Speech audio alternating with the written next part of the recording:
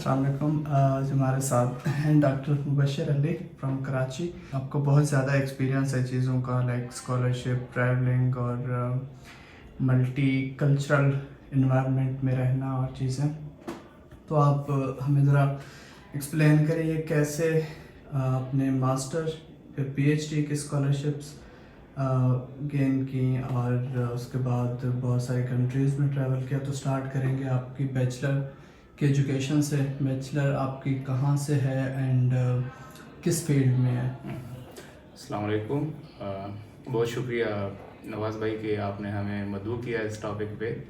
तो सबसे पहले मैं अपना थोड़ा सा इंट्रोडक्शन कराना चाहूँगा। तो मेरा नाम मुबशर अली है और मैं पीएचडी के लास्ट सेमेस्टर में, मतलब लास्ट ईयर में ही हूँ। तो और मेरी जो मेजर फील्ड है वो जियोलॉजी है, लेकिन जियोलॉजी भी के बहुत ज़्यादा उसके बहुत ज़्यादा ब्रांचेज़ हैं। तो मैं उसमें मोस्टली सेडिमेंट्री जियोलॉजी पे काम करता हूँ।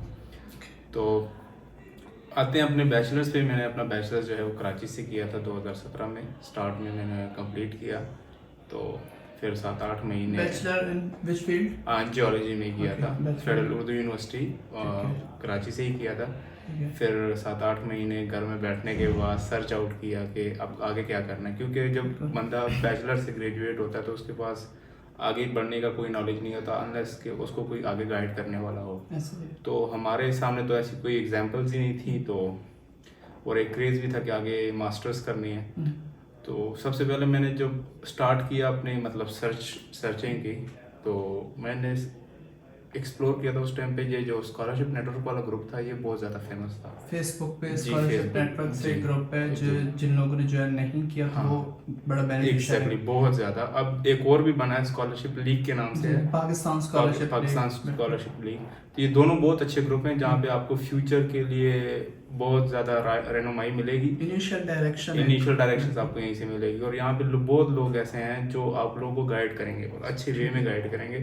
तो सेम मेरी भी यही था कि मुझे टू बी फेयर जब मैंने बैचलर्स किया मुझे अपनी डेस्टिनेशन का नहीं पता था कि मैंने आगे करना क्या है। ठीक है, तो मैंने जब सर्च आउट किया तो सबसे पहले मुझे जो अपॉर्चुनिटी मिली वो रशिया की मिली। ठीक नहीं, पाकिस्तान में आपने एमएस करने का नहीं सोचा ज़्यादा? नहीं, मेरे हमेशा जो वो था ना कि मोटिवेशन जो थी वो हमेशा बाहर से था, नो मैटर कि वो कौन सा मुल्क है। ठीक है, तो और हम लोग जो जैसे कि मिडिल क्लास से हैं तो हमारी फाइनेंशियल कंडीशंस भी ऐसी नहीं है कि हम अपने वालिदैन को ये बोलेंगे भाई आप हमें सपोर्ट करें। और तो सबसे पहले फिर हमारे लिए एक ही ऑप्शन बचता है स्कॉलरशिप का।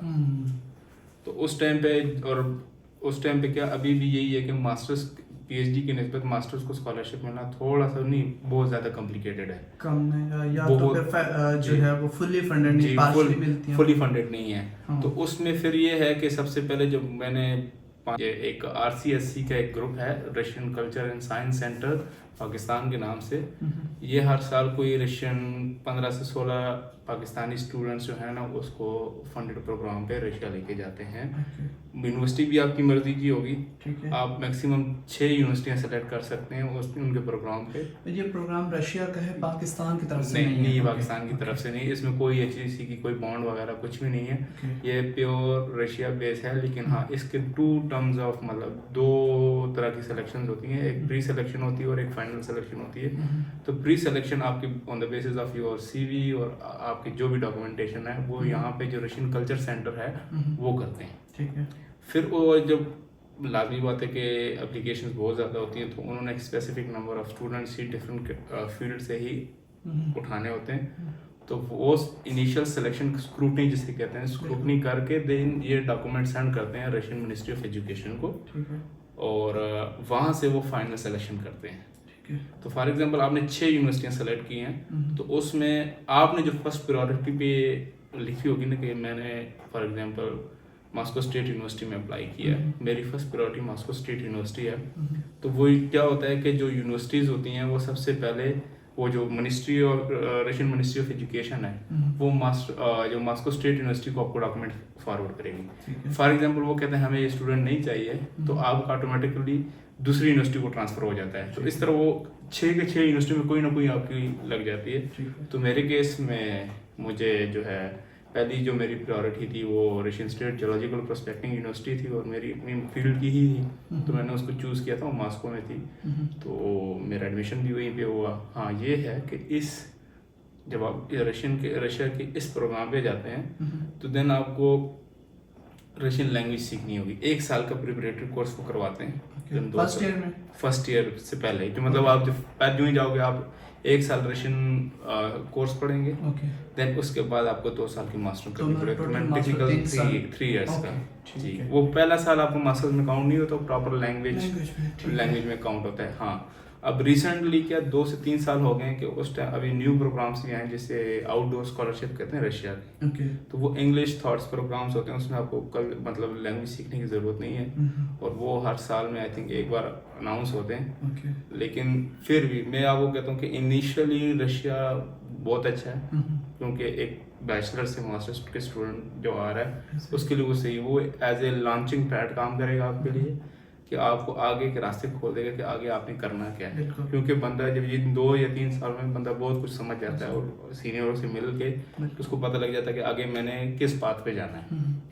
तो सबसे हाईली रिकमेंडेशन यही है कि चलें, और उसमें एजुकेशन आपकी फुल फ्री होती है, ठीक है, आपको थोड़े बहुत पैसे भी मिलते हैं स्टाइपेंड टाइप की शक्ल में। अब उसमें ये हो जाता है कि आपका अकोमोडेशन का खर्चा भी निकल आता है, मोबाइल फ़ोन का भी खर्चा, ट्रांसपोर्टेशन का भी खर्चा निकल आया, थोड़े से आपके इजाफी लगते हैं वो अपनी जेब से जो आप खाना पीना, तो बाजू का आप थोड़े से पार्ट टाइम जॉब वहाँ पे कर लेते हो। पहले साल में थोड़ा सा मुश्किल होगा क्योंकि लैंग्वेज बैरियर बहुत बड़ा है, ठीक है, वहाँ पे रशियन लैंग्वेज का जो हम बैरियर समझते हैं ना, वो नॉर्मल यूरोपियन कंट्रीज के लैंग्वेज से वो काफ़ी मुश्किल हुई है, लेकिन एट द एंड हमने भी सीख लिए, तो हर कोई सीख सकता है।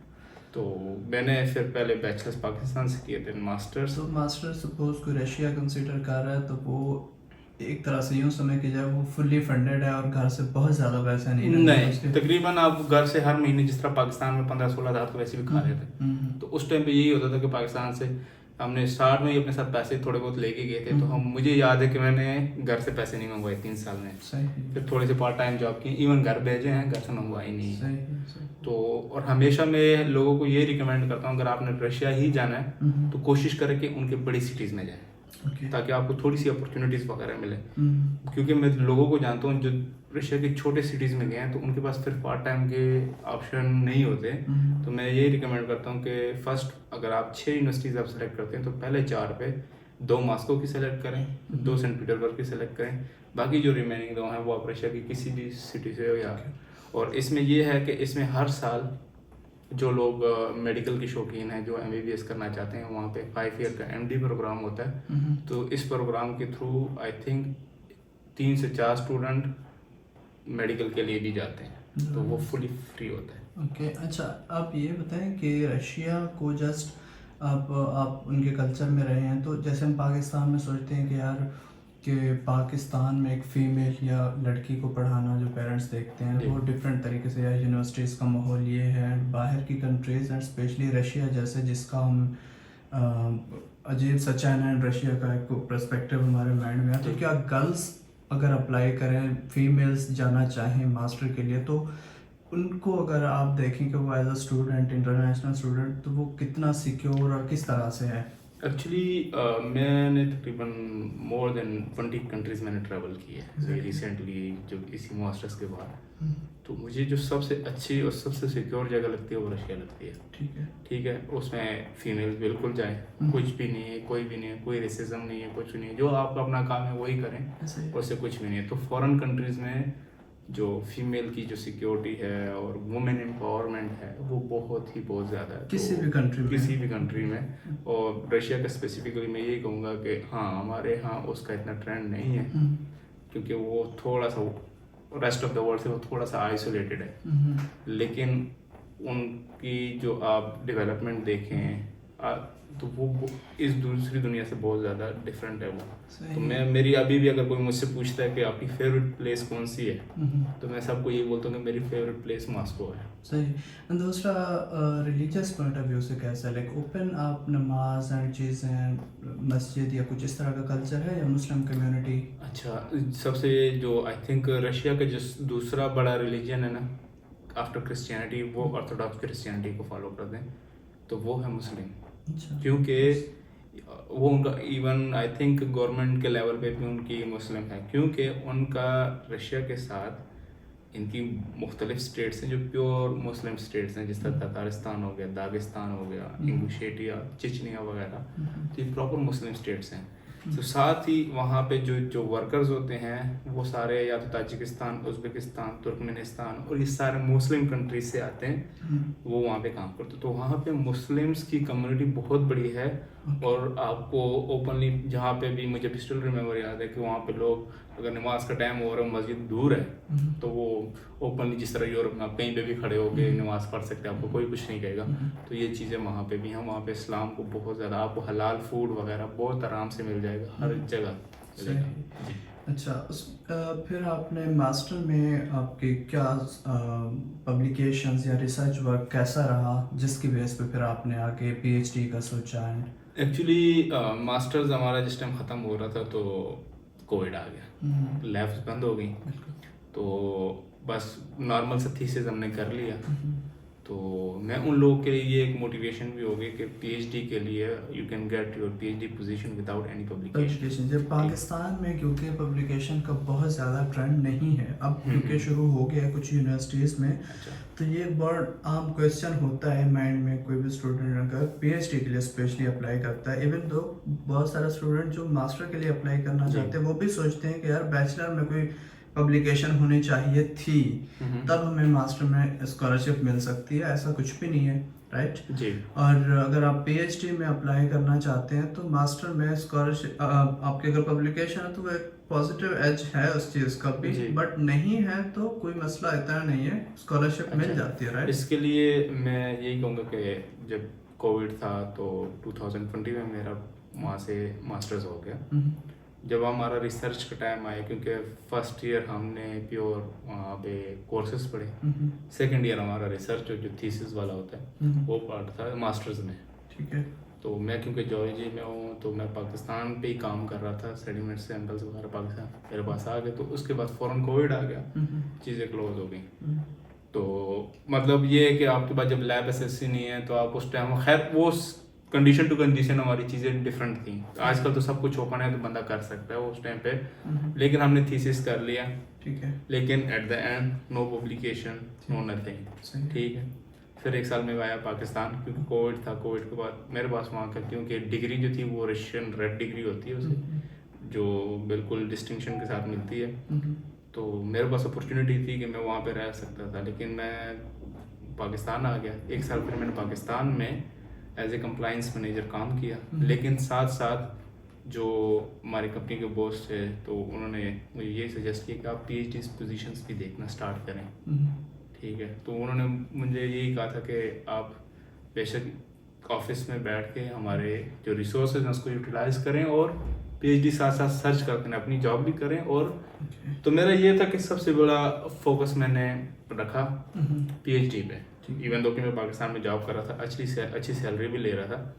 तो मुझे अभी भी याद है कि 2021 मार्च में मैंने स्कॉलटेक, रशिया बहुत बड़ी अच्छी यूनिवर्सिटी, हाईली पेड है, वहाँ पे मेरे ऑफर लेटर आया पीएचडी का। फिर मैंने साथ मैंने कहा कि, लेकिन उस टाइम पे ये यूक्रेन वाला मसला भी थोड़ा सा स्टार्ट हो चुका था।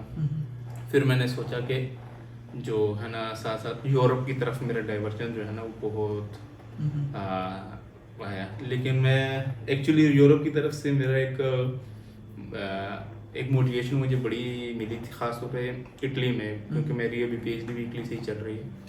तो 36 साइकिल था, जो ही मेरा मास्टर्स ख़त्म हुआ रशिया में, मुझे स्टिल रिमेंबर याद है, मैंने उस साल एक यूनिवर्सिटी में अप्लाई किया था, वो था यूनिवर्सिटी ऑफ मिलान में 36 साइकिल में।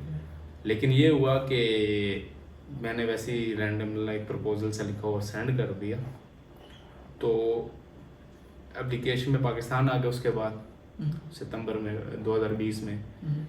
तो मुझे एक दिन मैं सुबह उठता हूँ तो मुझे इंटरव्यू की कॉल आई हुई थी, क्योंकि इटालियन सिस्टम में मोस्टली आपको ये नहीं बताते कि आपका इस दिन पे इंटरव्यू होता है, आपको खुद वेबसाइट पे जाके चेक करना होता है कि आप शॉर्टलिस्ट हुए हैं कि नहीं हुए। तो मैंने लिस्ट चेक ही नहीं की थी और मुझे पता भी नहीं था, क्योंकि हम वही बात है ना कि न्यूली बॉर्न टाइप के थे, तो हमें कुछ नहीं पता था।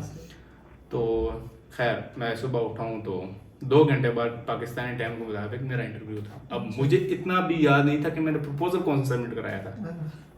उस टाइम हमें ईमेल लिखने का तरीका भी नहीं आता था, ठीक है। तो मैंने वहाँ पे उठ के तो देखा, वो मतलब ईमेल्स में पुरानी हिस्ट्रीज निकाल के देखी कि मैंने एप्लीकेशन में प्रपोजल कौन सा सबमिट कराया था, ठीक है। तो उसको फिर मैंने थोड़ा सा रीड आउट किया। खैर उस इंटरव्यू के लिए तकरीबन कोई 20-25 बंदे शॉर्टलिस्ट हुए थे, सीटें थी 7, ओके। और मेरा उसमें 8वां रैंक आया था। तो खैर उधर भी बड़ी डिसअपॉइंटमेंट मुझे हुई, और मुझे अभी भी याद है कि उस रात में सो नहीं सका। किस वजह से? रिजेक्शन की वजह से, क्योंकि फर्स्ट अपॉर्चुनिटी थी और रिजेक्शन था। और आई थिंक वो एक रिजेक्शन है ना मेरी ज़िंदगी चेंज की है। सही। वो मेरे लिए सबसे बड़ी मोटिवेशन थी, वो एक रिजेक्शन, ओके। ठीक है। उस रिजेक्शन के बाद मैंने क्या किया, वो कॉल क्लोज हो चुकी, 36 क्लोज हो चुका था, ठीक है। अपकमिंग ईयर में 37 साइकिल आने वाला था। तो उसमें फिर मैंने क्या किया कि मैंने कापी पेंसिल उठाए, एक एक यूनिवर्सिटी के एक एक वेबसाइट पे गया, उनकी डेट्स निकाली कि अच्छा इनके जो एप्लीकेशन पीरियड है इस टाइम से इस टाइम तक है, ठीक है। इनकी स्कॉलरशिप फीस कितनी है, मतलब वो एप्लीकेशन एप्लीकेशन फीस कितनी है। तो मैंने अपने सेविंग से थोड़े से पैसे भी इसके लिए साइड पे कर लिए थे कि मैंने अप्लाइयाँ करनी है, ठीक है। ये नहीं देखना कि कहाँ पे, लेकिन अप्लाइयाँ करनी है। ओके। एट द एंड ये हो गया कि जब नेक्स्ट बार फिर मुझे एक वेबसाइट मिली इटली की, वो है म्यूर.इट के नाम से, इनकी बंदी.म्यूर, एक BANDI.MIUR.it। तो ये इनकी एक वेबसाइट है जहाँ पे, ये मिनिस्ट्री की वेबसाइट है, वहाँ पे आपको पूरी की पूरी इटालियन यूनिवर्सिटीज़ की जो PhD पोजीशन है ना, वो आपको एक ही वेबसाइट पे मिलते हैं। लेकिन वही ये चीज़ें हमें किसी ने बताई नहीं थी। पहले तो हम हर यूनिवर्सिटी की वेबसाइट पे जाके उसकी डेडलाइंस सब कुछ निकाल के मैंने पूरा वर्कआउट किया उसके ऊपर। साथ ही साथ मैंने अपने एक प्रपोजल बनाया, ठीक है। और उसको मैंने रिपीट मतलब बहुत ज़्यादा मॉडिफाई किया उसको, एक ही टॉपिक पे, अकॉर्डिंग टू एप्लीकेशन, हाँ एक ही प्रोजेक्ट, हाँ उसी पे। लेकिन इटालियन सिस्टम में ये होता है कि आपको मोस्ट ऑफ द टाइम के 90% आपको उनके प्रोजेक्ट्स पे काम करना होता है। एक दो ही केस होंगे कि आपको अपने प्रोजेक्ट जो आपने डिजाइन किया होता है, जिसे ओपन पोजीशन कहते हैं, उस पे काम करना होता है। तो खैर वो 37 साइकिल की मैंने पूरी इन्फॉर्मेशन निकाल ली कि अच्छा डेट्स इस डेट में पब्लिश होंगी।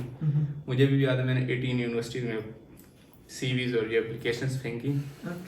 और 18 में फिर जब eight the end of the year मैं देख रहा था, तो 18 में मेरे 11 यूनिवर्सिटीज़ में इंटरव्यूज़ हुए थे, और 11 में मेरी 4 यूनिवर्सिटीज़ में सिलेक्शन हुई थी।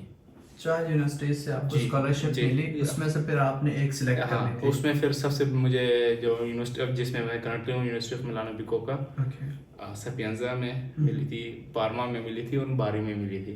तो ये 4 यूनिवर्सिटी में मुझे एडमिशन मिला। और किस्मत मेरी ये देखें कि जो प्रपोजल मैं खुद पिछले 1 साल से उसको मॉडिफाई कर रहा था, एट द एंड में आज PhD भी उसी टॉपिक पे ही कर रहा हूँ। तो आपका अपना मेरा प्रपोजल पे फंडिंग मिली मुझे मैं जब ओपन पोजीशन मुझे मिल गई थी, तो वो मेरे सुपरवाइजर को जब मैंने प्रपोजल दिखाया तो वो खुश हुआ, कहते हैं हाँ हम इस पे काम कर सकते हैं। ठीक है। अब उसके बाद मेरी जो आई थिंक वो मेरे लिए एक लॉटरी थी, ठीक है। वो सिर्फ एक प्रपोजल जो लिखा था वो ख्वाब था, मतलब मैं उसको इवन मुझे उसका इतना बैकग्राउंड भी नहीं पता था, लेकिन मैंने थोड़े पेपर पढ़े थे, वर्कआउट किया था कि ये चीज़ें कैसे चल रही हैं, क्योंकि मेरी जो मास्टर्स है टोटल डिफरेंट, मतलब वो ट्रेस एलिमेंट्स टाइप पे, और ये थोड़ा क्लाइमेटिक टच है। सही। तो मैंने उसको मॉडिफाई किया पूरा, और क्या नाम है, फिर मैंने अपने जो सुपरवाइज़र को दिया, तो वो है उसको कहते हैं हम इसी भी करेंगे। फिर हमने स्विट्ज़रलैंड से university of Geneva, university of Lausanne से कोलैबोरेशंस बनाई। ठीक है। तो मैं आपकी बात रोकूंगा यहाँ पे, ये बताएं कि जो PhD के लिए अप्लाई करना चाह रहे हैं इटली में, तो उसके लिए आप जैसे बात करते 36 या 37 में आपने अप्लाई किया एंड हुआ, तो ये साइकिल हर साल एक साइकिल अनाउंस होता है पूरा कंट्री का, राइट? अच्छा, इसमें ये है कि मोस्ट ऑफ द वर्ल्ड में इवन हर जगह पे एक्सेप्ट इटली वो प्रोजेक्ट बेस्ड पोजीशंस निकालते हैं। फॉर एग्जांपल एक लैब में एक पोजीशन खाली है, तो वो प्रोजेक्ट होता है, उसके ऊपर मल्टीपल एप्लीकेंट्स अप्लाई करते हैं। इटली में ऐसी नहीं है। इटली में आपको सुपरवाइजर की एक्सेप्टेंस भी नहीं चाहिए, कुछ भी नहीं चाहिए, आप वहाँ पे जिस तरह आप बैचलर मास्टर्स के एडमिशन्स होते हैं ना, बैच वाइज होते हैं, तो इटली में भी बैच वाइज होते हैं। पीएचडी के हमारे बैच में आई थिंक 10 पोजीशंस थी। उस बैच को साइकिल बोलते हैं। उसको साइकिल कहते हैं। तो मैं जिस टाइम आया था वो 2021 में मेरा एडमिशन होता 37 था, फिर अभी 38, अभी जो अपकमिंग आएगा वो 39 आएगा आई थिंक। 39 चल चुका है, अभी 40 के लिए एडमिशन आएंगे। Exactly. अभी रिसेंटली भी 40 के लिए एडमिशन आएंगे। तो ये है फिर मतलब जो ही, लेकिन European country I think Italy बहुत ही रिलैक्स है in terms of PhD, depending on your supervisor आपको बहुत, अगर आपके साथ अच्छा है, मैं कहता हूँ कि पीएचडी में अगर आपको सुपरवाइजर आपके साथ बहुत अच्छा है तो आपकी पीएचडी बड़ी फ्लैट है। अगर वो आपको टोटल ऑपोजिट है ना, तो आपको हार्ड टाइम भी देगा और आप हमेशा एक कंटिन्यूस स्ट्रेस में रहेंगे, आप हर वक्त बर्न आउट फील करेंगे। तो पीएचडी के लिए इटली के लिए हर यूनिवर्सिटी में तकरीबन एक ही डॉक्यूमेंट्स चाहिए होते हैं सेम तकरीबन, एंड दूसरा कुछ यूनिवर्सिटीज हैं जिनमें एप्लीकेशन फी है, हर में नहीं है लाइक जी। हाँ। अच्छा, उसके लिए ना इटली के भी टू फेज ऑफ सिलेक्शंस हैं। फर्स्ट प्री सिलेक्शन फेज कहते हैं, जिसमें आपका सीवी मेनली, आपका रिसर्च प्रपोजल, इवन दो के टॉपिक्स उनके अपने होते हैं, लेकिन आपने उनको रिसर्च प्रपोजल देना होता है, वो आपका वे ऑफ राइटिंग देखते हैं कि बंदे में कितना पोटेंशियल है। 2 रेफरेंसेस, आपका जितने आपके सर्टिफिकेट्स हैं उनको एक पीडीएफ फाइल में अरेंज करें और वो एक्स्ट्रा एक्टिविटीज में आपकी आ जाती हैं। तो इन डॉक्यूमेंट्स के बेस पे आपकी प्री स्क्रूटनी होती है, ठीक है। तो उनमें से वो वाला 100 बंदे ने अप्लाई किया, ठीक है, तो 100 में से 50 वो थ्रेशोल्ड से बाहर हो जाता है, तो वो वहाँ से वो 50 बंदा उठा के इंटरव्यू में आ जाता है, ठीक है। तो फिर इंटरव्यू में जितनी सीट्स होती हैं, फॉर एग्जाम्पल 10 सीट्स हैं टोटल डिपार्टमेंट में, तो जिनको जिस प्रोजेक्ट पे जिसने अप्लाई किया होता है तो उस रैंकिंग में उनको डाल देते हैं, ठीक है। तो फिर अगर फॉर एग्जांपल ऊपर आपका दूसरा नंबर आपसे पहले एक और है, तो अगर वो पहला वाला बंदा सीट छोड़ देता है, वो नहीं आता किसी रीजन से, किसी जगह पे उसको अच्छी अपॉर्चुनिटी मिल जाती है, तो आप ऑटोमेटिकली उस सीट पे नेक्स्ट के लिए एलिजिबल है कैंडिडेट आप। कि जो सपोज अगर 5 प्रोजेक्ट है एंड 50 बंदा सिलेक्ट हुआ, हो सकता है कि जिस प्रोजेक्ट में आपने अप्लाई किया उसमें 3 बंदों ने अप्लाई किया हो, तो मतलब ये जो बनती है एक तरह से इनकी प्री सिलेक्शन एंड इंटरव्यू, तो उसमें ये नहीं होता कि आप मतलब ओवरऑल कंपटीशन में हो, आप प्रोजेक्ट बेस्ड कंपटीशन होता है इसकी, और प्रोजेक्ट बेस्ड कंपटीशन इसकी सबसे बड़ी एग्जांपल भी मैं कहता हूँ कि मैं खुद ही हूँ, ठीक है। उसके लिए ये है कि जिस करंट यूनिवर्सिटी में मैं हूँ वो यूनिवर्सिटी ऑफ मिलानो बिको का है, और जब मैंने जब अप्लाई किया तो इनिशियल कॉल में 7 पोजीशनें थी, फिर सेकंड कॉल में 3 और पोजीशन थी, टोटल 10 पोजीशनें थी, लेकिन मैं इनिशियल कॉल में था, तो जो पोजीशन मुझे मिली है ना वो एक जिसे मैं कह रहा हूँ कि वो ओपन पोजीशन थी, लेकिन उसके लिए एक स्पेसिफिक एक प्रोजेक्ट लाइन थी जिसके ऊपर मेरा प्रोजेक्ट बड़ा सूट कर रहा था, लेकिन मेरे से रैंकिंग में मेरी जो टेक्निकल रैंकिंग थी वो 16 नंबर पे थी। अपने ही प्रोजेक्ट जी, मेरी अपने प्रोजेक्ट अपने ओपन पोजीशन पे जो ओवरऑल डिपार्टमेंटल रैंकिंग होती है वो 16 नंबर पे थी, और टोटल पोजीशनें थी 7, ठीक है। लेकिन जो मेरे प्रोजेक्ट में जो था ना वो मैं दूसरे नंबर पे था, ठीक है। तो जो पहला वाला बंदा था मुझे भी याद है, वो ब्राजील का था, तो उसने यूनिवर्सिटी ऑफ बोलोनिया में भी मेरे साथ कंपटीशन में था, वो उधर मेरे से आगे था, तो दोनों जगह पे हम दोनों, लेकिन बोलोनिया रैंक वाइज अच्छी यूनिवर्सिटी है, वो प्रोजेक्ट भी बड़ा इंटरेस्टिंग था, तो वो बोलोनिया मुझे फीलिंग आ रही थी कि ये बंदा जो है ना ये पोजीशन छोड़ेगा, ये कोको में नहीं आएगा, ये मिला उधर ही जाएगा, बोलोनिया में जाएगा। तो बाद में एट द एंड यही हुआ कि वो बोलोनिया चला गया, यहाँ पे सीट खाली होगी, तो यूनिवर्सिटी ने मुझे ईमेल किया, मेरा मतलब ऑटोमेटिक मेरी कोई 6 सेंस जो है ना कह रही थी कि यूनिवर्सिटी अपकमिंग डेज में ईमेल करेगी, ठीक है। तो वो जो ही उन्होंने ईमेल किया, और साथ में मेरे पास 2 और ऑप्शन थी पारमा के, उसी दिन एक ही दिन में मुझे 2 यूनिवर्सिटी से और ऑप्शन आए, लेकिन मैंने कहा कि नहीं यही है भाई, क्योंकि मिलान है, बड़ा सिटी भी है और आपके पास आगे की अपॉर्चुनिटीज भी अच्छी खासी हैं, तो आई थिंक अच्छा डिसीजन था।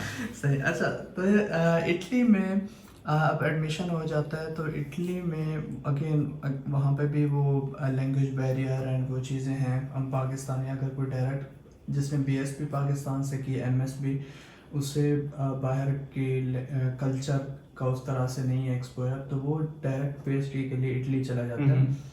तो वहाँ पे उसके लिए लाइक अगेन रिहाइश हॉस्टल्स, या हॉस्टल अगर सपोज किसी यूनिवर्सिटी के नहीं है तो वो रिहाइश के इश्यूज वो कितने हैं, या उसे कितना प्रिपेयर होना पड़ता है, या अगर तो कोई ग्रुप्स एंड इस तरह के कोई ऑप्शंस हैं कोई पाकिस्तानी अगर सपोज कोई आता है और उसका कोई इटली में जानने वाला नहीं है, तो उसे कितना कुछ मुश्किलात हो सकती हैं, या आजकल कितना ये प्रोसेस एक सिंपल हो चुका है? एक्चुअली हमारी तो सबसे, अगर अब मैं अपने पे लूँ तो हमारी तो ये था कि यूनिवर्सिटी ने हमें, हमारे कुछ सीनियर्स थे तो उन्होंने बता दिया था कि यूनिवर्सिटी में 50 बेड्स आते हैं, पोजीशंस आप अप्लाई कर सकते हो पीएचडी के लिए हॉस्टल की।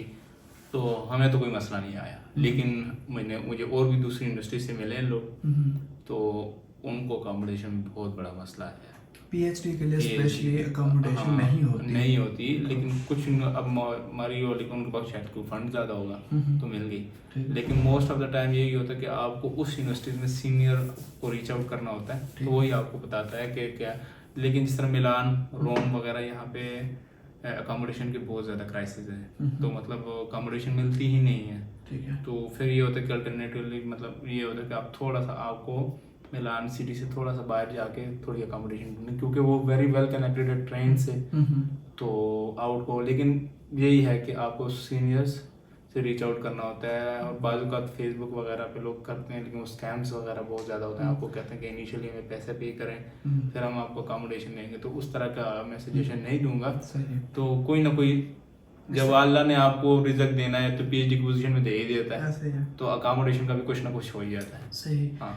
तो इसमें अगर कोई इटली आ रहा है तो उसके लिए भी, जैसे रशिया में था 1 साल पहले रशियन लैंग्वेज, तो यहाँ पे अगर पीएचडी नॉर्मली 3 साल की होती है, तो यहाँ पे ऐसा है कि 1 साल पहले आप लैंग्वेज पे वो लगवाएं एंड उसके बाद पीएचडी?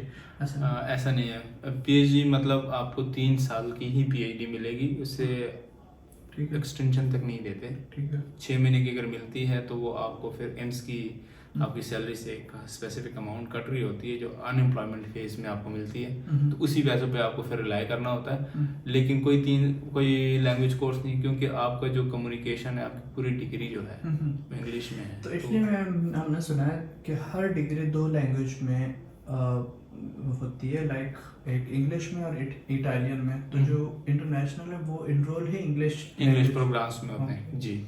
तो लेकिन हाँ, एक और है, फॉर एग्जांपल मैं आपकी बात कर रहा हूँ, मास्टर्स डिग्री के लिए फॉर एग्जांपल अगर आपको आता है तो उसमें मोस्टली तो वो इंग्लिश प्रोग्राम में आते हैं। चलें वो इंग्लिश प्रोग्राम में है, लेकिन वो डिग्री उठाने के लिए भी आपके पास इटालियन लैंग्वेज का सर्टिफिकेट होना लाजमी है। अच्छा जी। मास्टर के लिए? मास्टर्स में या बैचलर में? वही मास्टर बैचलर्स जो भी है, उसने बेशक उसकी जो डिग्री की लैंग्वेज है वो इंग्लिश है, लेकिन उसको डिग्री लेने के लिए वो specific amount number of credits होते हैं जो आपको लैंग्वेज से मिलते हैं, वो कंपलसरी है। ओके। तो पीएचडी में ऐसा कुछ भी? पीएचडी कुछ भी नहीं पीएचडी। एंड इटली में एक चीज ये अच्छी है कि आपकी पूरी 3 साल की डिग्री इटली में नहीं होती, लाइक इटालियन कंट्री में, या ये मेरा ख्याल है पूरे यूरोप में यही ट्रेंड है। हाँ, मोबिलिटी एंड उसके बारे में। अच्छा, मैं फिर बार एग्जांपल जिस तरह के मेरी ये थी कि पीएचडी स्टार्ट हुई, तो हमारा ये होता है कि आपको कम से कम मिनिमम 6 मंथ्स आपको अब्रॉड रहना पड़ता है। ठीक है।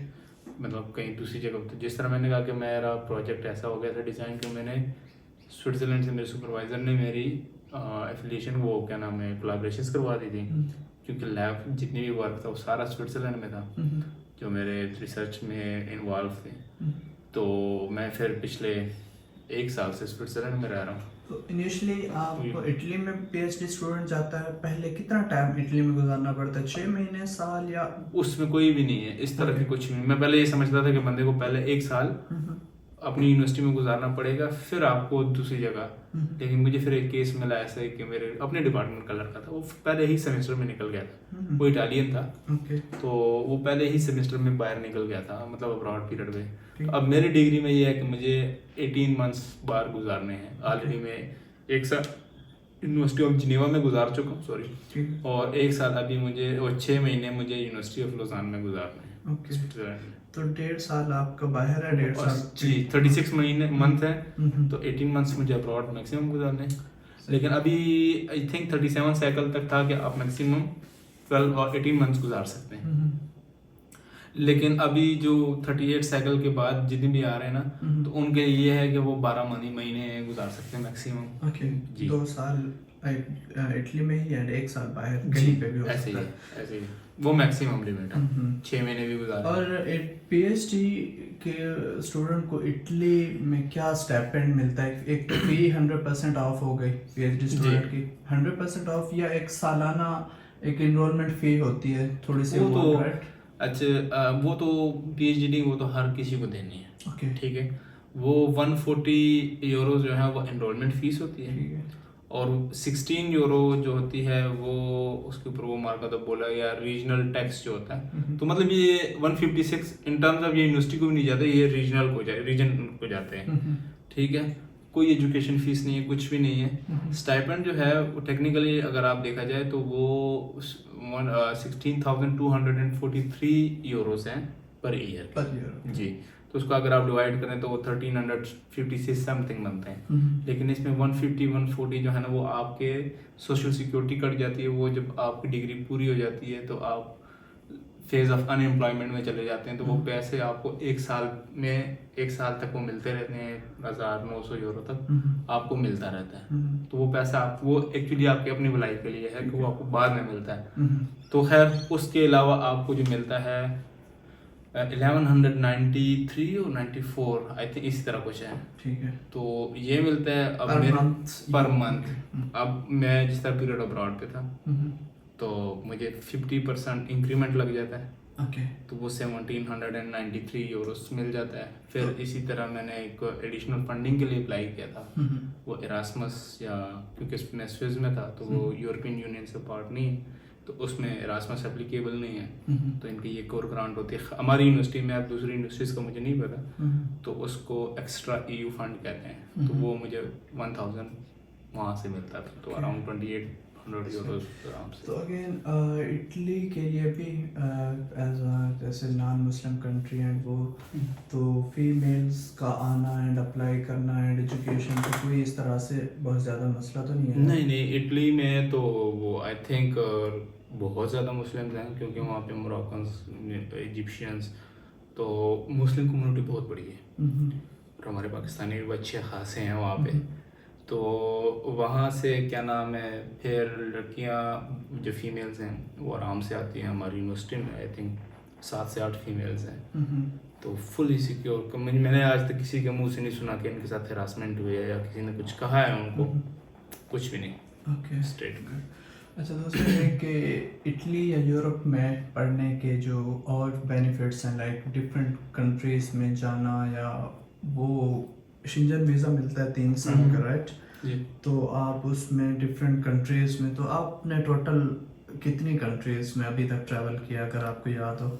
मैं कल रात को काउंट कर रहा था तो आई थिंक मैंने 20 कंट्रीज में ट्रैवल कर लिया। अभी करंटली ऑस्ट्रेलिया में हूँ। ये भी मेरी PhD की वजह से ही मुझे यहाँ पे आने का मौका मिला था। तो इसके बारे में बताएंगे, बट अभी आप 20 कंट्रीज़ में जी। डिफरेंट विजिट कर चुके हैं। कुछ आपकी कॉन्फ्रेंस या एजुकेशनल पॉइंट ऑफ व्यू से विजिट किया या नहीं, मैंने मोस्टली जो किया वो ट्रैवल की वजह से किया। लेकिन जर्मनी में पहले भी ट्रैवल किया था, लेकिन एक बार फिर मैंने एक 2 वीक्स का समर स्कूल था तो उसमें विजिट किया। हाँ, क्रोएशिया जो ज़ाग्रेब उनका कैपिटल है तो मैं गया था वो वैसे ही। फिर मैं दुब्रोवनिक गया था वो कॉन्फ्रेंस के लिए। तो इस तरह कभी कॉन्फ्रेंसेज और कभी कुछ तो चल रहा है। यूरोप में पढ़ने का ये फायदा है कि आप बहुत सारी कंट्रीज को, जी, ट्रैवलिंग बहुत ज़्यादा है, बहुत कर सकते हैं आप, आराम से कर सकते हैं। और ओपन बॉर्डर सिस्टम है तो वीज़ा भी नहीं लेना पड़ता वीज़ा है, भी सस्ता भी पड़ता है। सस्ता भी है। 3 यूरो की आपको मिलान से टिकट मिल जाती है बुदापेस्ट की थ्रू आके फ्लाई। हाँ, और सम टाइम उस टाइम तो 2022 में तो ये रेट था, आई थिंक मैक्सिमम 10 यूरो हो गया होगा। जब अगर आप चीप नॉन फ्लाइंग टाइम होगा तो उस टाइम पे आपको तो अभी आप इस टाइम सिडनी ऑस्ट्रेलिया में हैं एंड आपकी PhD जो है वो इटली में चल रही है। तो ये कैसे आप आए एंड क्या मेन ऑब्जेक्टिव था और क्या आपका प्रोसेस? बल्कि इससे पहले आप बताएंगे कि इटली के जो वीज़ा रेशो है मास्टर एंड PhD के आजकल जो हम देख रहे हैं, तो वो क्या आप देखते हैं, क्या एक्सपीरियंस है आपका? ये एक बहुत टेक्निकल और बड़ा एक मुश्किल क्वेश्चन है। पीएचडी के लिए तो मैं बिल्कुल डैम श्योर हूँ कि वो 100% ही उनका वीज़ा है, क्योंकि उनके पास ऑलरेडी प्रूफ्स होते हैं फंडिंग के या जो भी है वो है। और लेकिन time Pakistan period almost Italy का कितना लगता है वीजे का पीएचडी के लिए? पीएचडी आजकल उन्होंने ये सिस्टम कर दिया है कि इस्लामाबाद एम्बेसी में कि आपको कॉल करके अपॉइंटमेंट लेनी है। ओके। पहले तो ईमेल के थ्रू होती थी, तो पीएचडी वाले भी जलील ख्वार होते थे सही बराबर पूरे टाइम पे, लेकिन अभी उन्होंने कॉल पे कर दिया है। ओके। अब कॉल सिर्फ पीएचडी के लिए नहीं, वो मास्टर्स के भी सबके लिए है। हम्म। तो उनकी वजह से पीएचडी वाले भी ओके। नेगेटिव में आ गए कि यार आप वो कॉल भी वो कॉल वगैरह भी नहीं उठाते। तो आजकल थोड़े से हालात ख़राब हैं, लेकिन मैक्सिमम अपॉइंटमेंट लेने के लिए लोगों ने 4-5 महीने वेट किए सिर्फ अपॉइंटमेंट लेने के लिए। मेरे टाइम पे मुझे 1 महीने के अंदर अपॉइंटमेंट मिली थी। ओके। और जब डॉक्यूमेंट रिसीव करने की बारी आई तो मुझे 4 महीने डॉक्यूमेंट रिसीव करने में लगे थे। तो टोटल 5 महीने मुझे आई थिंक अक्टूबर के नवंबर में मुझे अपॉइंटमेंट मिली थी। तो मुझे documents last week of Feb में मिले थे। ओके। तो अभी ये हो रहा है कि अपॉइंटमेंट लेना मीन आप अपने डॉक्यूमेंट सारे सबमिट करवाते हो, जी। उसके बाद वीज़ा प्रोसेस होना स्टार्ट होता है, हाँ राइट? जी। तो अभी जैसे अपॉइंटमेंट नहीं मिल रहे तो 4 महीने तो वेट हो रही है, जस्ट डॉक्यूमेंट सबमिट ही नहीं करा पा रहे नहीं पर और आपकी वहाँ पे डिग्री स्टार्ट हो जाती है। जी। ये भी इश्यूज हैं कि कुछ लोग पाकिस्तान के लाइक 8-9-10 महीने बाद पहुँचते हैं, जो उनका 1 साल तो पाकिस्तान में ही गुजर जाता है डिग्री को, जी। पीएचडी का स्पेशली। और मास्टर का वीज़ा रेशो क्या है? अच्छा, मास्टर्स का तो वो भी बहुत मतलब वहाँ पे वो 2 स्ट्रगल्स हैं। चलो हम तो पीएचडी में कहते हैं कि हमें अपॉइंटमेंट अल्लाह अल्लाह करके अगर मिल जाती है तो उसके बाद हम ये थोड़े रिलैक्स हो जाते हैं कि वीज़ा मिलना ही मिलना है। वो बेचारे स्ट्रेस में रहते हैं कि चलो अपॉइंटमेंट के लिए वेट तो किया, अब वीज़ा लेने के लिए भी रिजेक्शन लेने के लिए भी ओके। आपको वेट करना पड़ेगा। सही। तो वो बेचारे 4-5 अभी रिसेंटली कराची में मुझे पता लगा कि लोगों ने जुलाई में अप्लाई किया था, मतलब पासपोर्ट जमा करा दिए थे। ओके। 2023 जुलाई में। ओके। और उनको पासपोर्ट अभी रिसेंटली 2 वीक्स पहले जाके मिल रहा है। ओके। और वो भी okay. Without visa full rejection के साथ। Oh my God. अच्छा, बैचलर का होता है कि आपको प्रॉपर्टी या डॉक्यूमेंट्स भी शो कराने होते हैं? जी, वो आपको बैंक नहीं, हाँ बैंक स्टेटमेंट कुछ भी नहीं है, कुछ भी नहीं रिक्वायरमेंट, क्योंकि आपको ऑलरेडी फंडिंग वगैरह है। बैचलर तो मास्टर के लिए नहीं है, तो उनको फंडिंग दिखानी होती है। ऐसे है। तो अब आप ऑस्ट्रेलिया सिडनी में, तो ऑस्ट्रेलिया का वीज़ा लेना है, ये भी बहुत मुश्किल काम समझा जाता था। आप कैसे यहाँ पे हैं? अच्छा, मेरा ना मैं तो वही बात है कि इन चीज़ों में बड़ा एक लकी रहा हूँ। वीज़ा मैंने पिछले साल ही लिया था, तकरीबन आई थिंक नवंबर 2022 में। ओके। तो कौन सा वीज़ा है? ये सब क्लास 600 है, विजिट वीज़ा है। 1 ईयर का वीज़ा मिलता है। ठीक है। तो मैंने पिछले बार नवंबर में अप्लाई किया था 2022 के, और फिक्स 2 महीने बाद 19 जनवरी 2020 में और 2023 में मुझे वीज़ा आया। मुझे भी स्टिल अभी भी डेट याद है। तो मेरा वो जो वीज़ा था वो 20 जनवरी तक था, इस महीने के अभी 2 दिन पहले तक, मतलब 2024 की 20 जनवरी तक था। ठीक है। मेरा लेकिन पिछले साल में ये था कि मैंने वीज़ा तो ले लिया था, लेकिन मैंने कहना था कि मैं जाऊँगा, ट्रैवलिंग करनी, एक्सप्लोर करना है। तो ये हुआ फिर, लेकिन टाइम ही नहीं, फिर हम दुनिया के उस कोने में रह रहे हैं ऑस्ट्रेलिया में, और जब टिकट्स मैंने देखी तो वो 1600 1700 यूरो तक की टिकटें रिटर्न में मिल रही थी, विच इज़ वेरी एक्सपेंसिव। ठीक है। तो उसके बाद क्या हुआ कि अचानक, लेकिन फिर मैंने टाल ली कि अब नहीं हो रहा तो वो नहीं जा सकते। फिर ये हुआ कि अचानक से एक मेरीन जियो साइंसेस का एक कोर्स आया यहाँ पे यूनिवर्सिटी ऑफ क्वींसलैंड में, ब्रिस्बेन में। 1 हफ्ता ब्रिस्बेन में और 1 हफ्ता ग्लैनस्टोन में, ग्रेट बैरियर रीफ पे।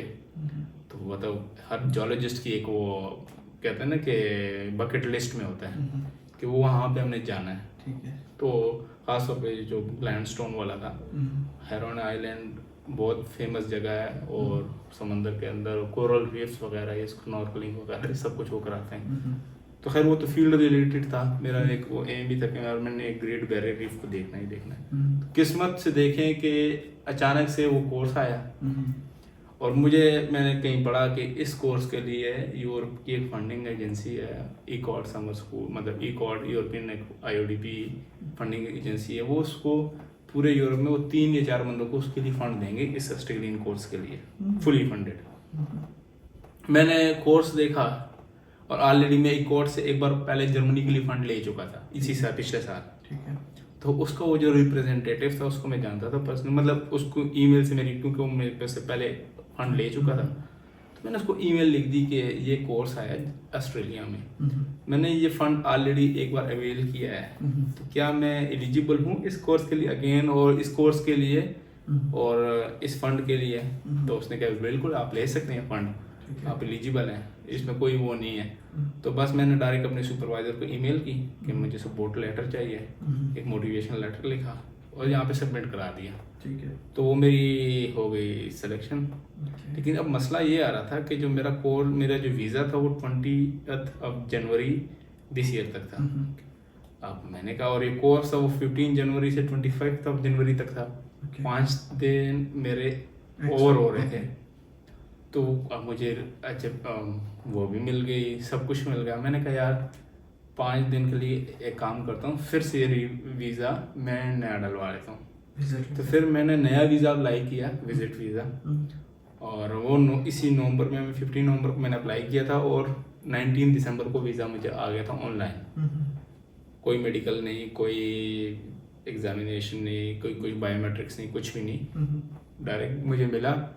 और मैं सीधा आज सिडनी से वापस भी जा रहा हूँ। तो ग्लैडस्टोन और अच्छे अब सिडनी आए डायरेक्ट, उसके बाद ब्रिस्बेन गए, तो सिडनी से ब्रिस्बेन से मोल्टन ये मतलब जो बे है और कोरल्स वगैरह, एक हफ्ता ब्रिस्बेन में, एक हफ्ता मोल्टन में, फिर ब्रिस्बेन, फिर सिडनी से वोलागोंग कल गए, घूम फिर गए, आज सिडनी, एंड देन सिडनी से आज वापस। सही। तो इस वीज़े के लिए कोई बैंक स्टेटमेंट एंड वो चीज़ें आपने सबमिट कराई थी? हाँ, क्योंकि एक्चुअली ये विजिट वीज़ा था, तो आपकी डॉक्यूमेंटेशन बहुत मैटर करती है। और पहली बार तो मैंने अप्लाई किया था, तो वो तो मैंने रैंडम अप्लाई किया था, तो उसमें उन्होंने मुझे कुछ मतलब जो मेरे पास जो थी, मेरी आपके पास जो यूनिवर्सिटी सैलरी स्लिप्स आ रही हैं और सब बैंक स्टेटमेंट आ रही है, वो ऑटोमेटिकली जनरेट हो गई। तो मैंने अप्लाई किया था। सेम वही चीज़ें मैंने इस बार भी की थी, लेकिन इस बार मैंने साथ में इनका जो लेटर है वो भी लगा दिया था कि मैं इस कॉन्फ्रेंस, मतलब ये कोर्स है 2 वीक्स का, मैं इस पे जा रहा हूँ, तो काइंडली दे दें। तो उन्होंने मुझे एक बार, इस बार, पिछली बार तो कुछ भी इमिग्रेशन वालों ने कुछ नहीं कहा, मतलब जो उनका, इस बार क्या हुआ है कि इस बार उन्होंने सबसे पहले after submission of my application 15-20 दिन बाद उन्होंने एक ईमेल की कि अच्छा आप रशिया में रहे हैं, आपने मेंशन किया है, आप रशिया की वो दें जस्टिफिकेशन देकर क्यों रहे हैं। तो वो फिर जस्टिफिकेशन दी। फिर जब वो जमा कराए तो एक हफ्ते बाद फिर उनकी एक और ईमेल आई कि अपना पूरा एकेडमिक बैकग्राउंड की CV, जिसमें आपका गूगल स्कॉलर, आपका रिसर्च गेट, सब कुछ, मतलब प्रॉपर एकेडमिक CV, उनका एक अपना पैटर्न होता है, वो आपको फॉर्म दे देते हैं, उसमें या फिल कर लेते हैं। तो वो सेंड किया, उसके बाद उनको पता लगा अच्छा बंदा सही है, ठीक है भाई, डालो। तो गुड है। अच्छा, दूसरा ये कि बहुत सारे जैसे स्टूडेंट अप्लाई करने से या इस साइड पे आने से पहले सोचते हैं कि बैचलर, मास्टर, PhD, या जैसे आप आगे आए तो एजेंट ढूंढ रहे होते हैं कि for application for scholarships and इस तरह का या एडमिशन। तो उनके लिए आपने कोई किसी भी पॉइंट पे, चाहे मास्टर या PhD, या अभी जैसे आप ऑस्ट्रेलिया आए, तो किसी से एजेंट से कांटेक्ट या उसकी हेल्प ली, या खुद बैठ के सारा प्रोसेस करते रहे? एक्चुअली एजेंट कोई खलाई मखलूक तो होती नहीं है, ऐसे ही है। ठीक है, वो जो काम करता है वो आप खुद भी कर सकते हो। आजकल इंटरनेट है, सब कुछ अवेलेबल है, तो क्यों मैं दूसरे बंदे को चीज़ दूं, पैसा दूं कि जो काम मैं खुद कर सकता हूँ। चले उसको ज़्यादा ट्रैक का बताओ कि मेरे 2-3 घंटे ज़्यादा लग जाएंगे, लेकिन काम वो भी कर लेगा, काम मैं भी कर लूँगा। तो मैं किसी को भी रिकमेंड नहीं करता कि एजेंट के पास जाएं। ठीक है। और लेकिन अभी मैंने रिसेंटली कुछ दिनों से यहीं पे हूँ, तो ऑस्ट्रेलिया में मैं कहता हूँ कि जो बच्चे हैं ख़ासतौर पे बैचलर्स और मास्टर्स, ये ना आए। हाँ, ये बल्कि आप बताएं, एक तो चले एजेंट हो गया, अब आप ऑस्ट्रेलिया की कुछ 15-20 दिन से लाइफ देखी है, स्टूडेंट्स लाइफ स्पेशली, और आपने पीछे रशिया एंड पीछे काफ़ी डिफरेंट कंट्रीज़ में स्टूडेंट लाइफ देखी है, स्पेशली यूरोप में। तो कंपैरिजन आप करें और आप देखें तो क्या आप सजेस्ट करते हैं? इटली में मेरे जो दोस्त मोस्टली हैं तो वो मास्टर्स वगैरह के अच्छे खासे जान पहचान, कोई स्ट्रेस नहीं। हाँ, उनको जो स्ट्रेस है वो एजुकेशन का स्ट्रेस है, ठीक है, वो डिग्रीज निकालने का स्ट्रेस है, हर वक्त पेपर पास करने का स्ट्रेस है, वो पढ़ रहे हैं okay. अच्छा, इधर जो है, इधर इनको जो स्ट्रेस है वो सर्वाइवल का है, exactly. ठीक है, कि हम अपना पेट भी पालें, अपनी जो बारी बरकम जो फीसेज हैं 18,000 I think Australian dollar something, ये फीसेस भी पे करें पर सेमेस्टर 15,000 के राउंड डॉलर फी होती है, ऐसे ही है। एंड दूसरा घर वाले भी एक्सपेक्ट करते हैं एग्जैक्टली। तो इधर जो भी आया, मैंने मतलब बहुत से लोगों से यहाँ पे भी मिला, ठीक है, बैचलर्स और मास्टर्स के, तो उनके तो हालत ही वही नहीं है कि वो पढ़ें, वो सर्वाइवल ही पहले करेंगे। मतलब उन्होंने पाकिस्तान से बारी भरकम कर्जे लेके आए होते हैं, वो भी उतारने हैं, यहाँ पे अपने आप को पालना भी है, हर हफ्ते का किराया भी देना है, ठीक है, वो खाना पीना भी है, और वो जो बहुत बड़ी जो फीस वगैरह है वो भी देनी है। तो वो आप मुझे खुद बताएं कि उस टाइम में वो पढ़ेगा कब? पढ़ने का तो सवाल ही नहीं पैदा होता। तो इसलिए हम यही सुनते हैं कि ऑस्ट्रेलिया जाके ये सिक्योरिटी की जॉब कर रहा है, ये कर रहा है, इनके पास कोई कुछ वे ही नहीं है। तो इसलिए मैं ये कहूँगा कि मास्टर्स और बैचलर्स ना है, क्योंकि आप पढ़ तो नहीं सकते। अगर आप पैसे कमाने हैं तो आ जाए, लेकिन वो पैसा भी क्या कमाना, पैसा वो कमाना वो है जो सेविंग है, सेविंग आप कर ही नहीं सकते। एट द एंड वो पैसा अगेन यूनिवर्सिटीज को दे के आप रह रहे हो, ऐसे ही है, ना पढ़ो ना कुछ, और यूनिवर्सिटी को मुफ्त में पैसे दो। अगर कोई पढ़ना चाह रहा है तो वो फिर यूरोप की तरफ आए, बिल्कुल आए, या फिर क्योंकि हमने जितना देखा है कि ऑस्ट्रेलिया में भी मास्टर लेवल पे स्कॉलरशिप्स हैं, ठीक है, जो फुल्ली फंडेड है, थोड़ी है, लेकिन उसके लिए भी अगेन क्योंकि हमारे जो मास्टर के स्टूडेंट्स भी आते हैं वो एजेंट के थ्रू आते हैं, एजेंट स्कॉलरशिप्स नहीं दिलवाता, ठीक है, वो 20% 15% दिलवा के वो एक है थोड़ा सा ना, तो लालची समझ लें कि भाई मैंने स्कॉलरशिप तो आपको दिलवाई है। तो वो लोग स्कॉलरशिप को खुद देखते नहीं है, खुद अप्लाई नहीं करते हैं, यहाँ पे आके फिर वो पढ़ नहीं सकते। तो इटली और उस साइड पे ये है कि स्कॉलरशिप मिल जाती है आराम से, मास्टर के स्टूडेंट को मिल जाती हैं, एंड उनका जो कोर मकसद है वो एजुकेशन है, उनका तो आराम से रीजनल स्कॉलरशिप है। आई थिंक इटली में हर बंदा, हर यूनिवर्सिटी के अपने पास हर किसी के लिए रीजनल स्कॉलरशिप्स होती हैं, ठीक है, तो वो तो सबको मिलेगा। तो इसलिए मैं वही कहता हूँ ना कि वहाँ पे जो स्टूडेंट है वो बहुत कम ही पार्ट टाइम जॉब करता है, नहीं करता। यहाँ पे तो पढ़ता कम है और पढ़ ना होने के बराबर है। ऐसे है, एक वीक में एक दिन जा रहे हो आप, एक वीक में एक दिन जा रहे हो, और वो भी बस हाथ लगा के वापस आ गए, और कुछ भी नहीं है। तो यहाँ पे तो ख़ाब मैं देखता हूँ तो मुझे, मेरा तो दिल वो हो जाता है कि यार बेचारे वहाँ पे पढ़ने आए तो उनसे क्या, अच्छे खासे पढ़े लिखे जो यहाँ पे आए हुए हैं, अच्छी जीपीएस के साथ बैठे हुए हैं, लेकिन वो बेचारे जो है ना वो पूरे ट्रैक से ही उतर चुके हैं। तो मैं तो यही सजेशन दूंगा कि यूरोप साइड, वो यूरोप मास्टर्स और बैचलर्स यूरोप, देन पीएचडी, क्योंकि आप यहाँ पे थोड़ा सा स्ट्रेस आपका कम हो जाता है इन टर्म्स ऑफ फाइनेंस, क्योंकि आप यूनिवर्सिटी वगैरह फंड कर रही होती है। तो मैं तो यही कहता हूँ कि पीएचडी जो है वो स्टूडेंटशिप में नहीं आनी चाहिए, वो तो मोस्टली प्रॉपर एम्प्लॉयमेंट है। एग्जैक्टली जी, ठीक है।